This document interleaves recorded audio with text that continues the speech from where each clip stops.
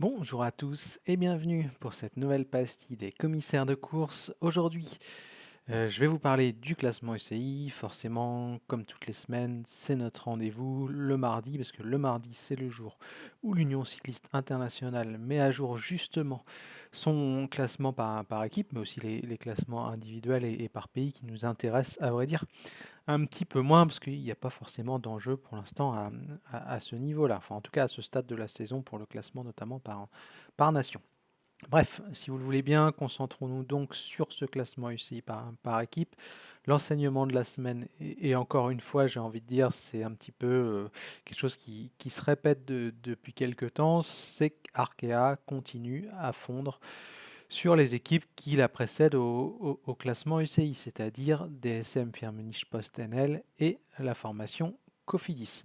Ça va se traduire donc en termes de points. Si je descends un petit peu justement sur ce classement qu'on a établi avec veloclub.net, donc tout simple, hein, tout simplement pour vous expliquer les colonnes, il y en a une qui concerne 2023, l'autre 2024 et enfin la dernière, le classement cumulé. Vous pouvez le faire aussi chez vous, ce calcul. Il suffit d'aller sur le site de l'UCI et d'ajouter les points 2023 à ceux de la mise à jour de ce mardi 9 avril, donc, et pas 7 avril, désolé pour la petite coquille qui est indiquée au niveau du titre de ce tableau. Bref, comme je l'ai évoqué, l'enseignement, encore une fois, c'est qu'Arkea BNB Hotel font sur la concurrence. Arkea BNB Hotel possède désormais 10 931 points, pas moins de 3 702 cette année. Elle est dixième au classement UCI, c'est-à-dire qu'elle est quand même très très bien classée sur cette saison 2024 dans le top 10 des formations, des meilleures formations mondiales. 10 931, Cofidis en a 12 362, c'est-à-dire qu'on est à moins de 1400 points de retard par rapport à l'équipe dirigée par Cédric Vasseur. Je rappelle qu'en début d'année, l'écart était de 3200 points, c'est-à-dire qu'on a fait plus de la moitié du chemin pour Arkea, donc c'est quand même assez exceptionnel. Il faut vraiment saluer le travail réalisé par les coureurs d'Emmanuel Hubert. Et très sincèrement, il y a très très peu de personnes qui auraient parié sur ce scénario-là au bout de seulement 3 mois de compétition, même pas 3 mois d'ailleurs de compétition, et un rythme infernal vraiment du côté de la Arkea BNB Hotel. Et moi, si j'étais Cédric Vasseur, je pense que je commencerais à m'inquiéter sérieusement, surtout vu la dynamique qui est actuellement en cours au sein de la structure Cofidis, où tout semble un petit peu négatif en ce moment. Bref, écart de moins de 1400 points. Si je dis pas de bêtises, c'est ouais 1370 environ, grosso modo. Donc ça commence à devenir très inquiétant. On était à 1006 la semaine dernière, donc ça veut dire qu'on a encore gratté un petit peu plus de 200 points. Si on fait ça toutes les semaines, ça veut dire que dans cette semaine, on est revenu à hauteur de Cofidis pour Arkea. Et cette semaine, ça veut dire que ça serait fait, même si enfin, rien n'est jamais proportionnel, bien avant le Tour de France, c'est-à-dire à la fin du mois de mai, voire au début du mois de juin. Donc grosse inquiétude au niveau de la Cofidis quand on regarde le classement et surtout ses résultats depuis quelques semaines, hein, parce que la dynamique est clairement très très mauvaise pour diverses raisons, mais ce n'est pas l'objet de la pastille. Et on va se focaliser aussi un petit peu sur la DSM Firmenich, parce que je l'ai dit, je ne suis pas inquiet, toujours pas inquiet pour DSM, parce que c'est une équipe qui court très peu de jours de course, et il suffirait mécaniquement de participer à plus d'épreuves pour marquer plus de points. Il y a logiquement une marge qui est assez énorme, parce que je crois que en gros on fait un tiers, enfin 30% de courses en moins qu'Arkea, donc il suffirait de matcher un petit peu le score d'Arkea et de Cofidis pour logiquement gratter des points, parce que quand on a une équipe pour le tour, on peut viser, allez, je sais pas, un minimum compris entre 50 et 100 points par épreuve. Donc si vous en rajoutez une dizaine par-ci par-là, ça veut dire que forcément on monte son total. On ne peut pas faire zéro sur des courses. Enfin, on peut le faire une fois, mais voilà, sur une dizaine de courses, une vingtaine de courses sur la saison, on ne peut pas faire une moyenne de zéro, c'est pas possible. Donc il suffirait de courir un petit peu plus. Et je le rappelle, il y a un effectif qui est pour moi meilleur chez DSM avec Fabio Jacobsen, avec Oscar Only, avec Max Poul, avec, comment dirais-je, Casper Van Uden, on a aussi Warren Barguil, on a Romain Bardet, on a des garçons comme Kevin Vermark ou d'autres. Bref, il y a quand même une densité d'effectifs qui n'existe pas, je trouve, chez Arkea et Cofidis, en tout cas sur le papier.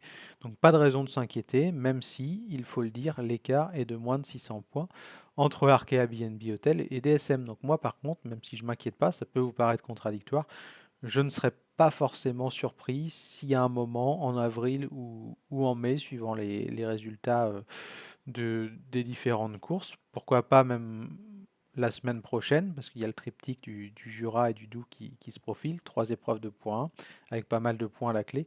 Donc je ne serais pas surpris si par contre, à un moment dans la saison, Arkea dépasse DSM. Sur le long terme, j'y crois pas trop, mais voilà, sur un moment donné, je ne serais pas vraiment étonné si la structure dirigée par Emmanuel Hubert passait l'équipe néerlandaise.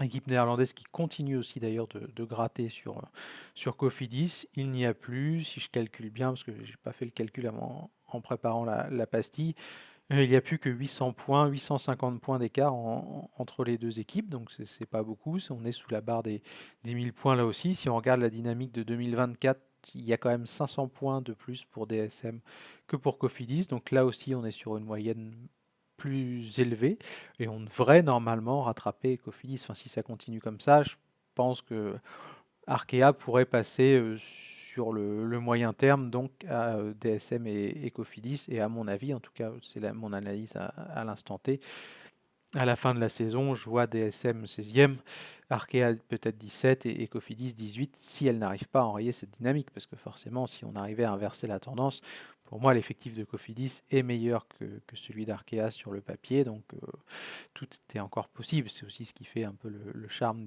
du sport en général et du vélo en particulier. C'est que voilà, une dynamique, ça se casse.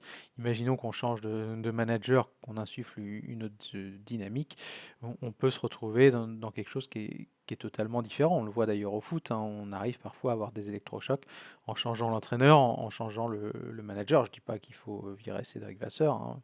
Je me permettrai pas, mais voilà, c'est des pistes qui sont étudiées dans d'autres sports. Et peut-être que ça peut être une possibilité à un moment aussi. Si ça marche pas au niveau des coureurs, ils peuvent pas être tous mauvais d'un côté. Donc peut-être que du côté de la direction de Cofidis, on peut envisager un changement à ce niveau-là, ou pourquoi pas laisser le manager se concentrer sur bien autre chose que le sportif, et avoir quelqu'un qui arrive et qui insuffle de la confiance au groupe nordiste. Bref, voilà ce que je pouvais vous dire sur cette lutte pour le maintien. Je vais laisser un petit peu de côté le classement en Pro Team, parce que c'est toujours le même, hein. On a toujours Lotto Destiny et Israël qui sont largement devant et qui devraient encore une fois être invités sur tous les événements du World Tour en 2025. Et Tudor est toujours troisième, UnoX est toujours quatrième, et derrière on a Total Energy qui est cinquième. Donc la hiérarchie ne change pas à ce niveau-là.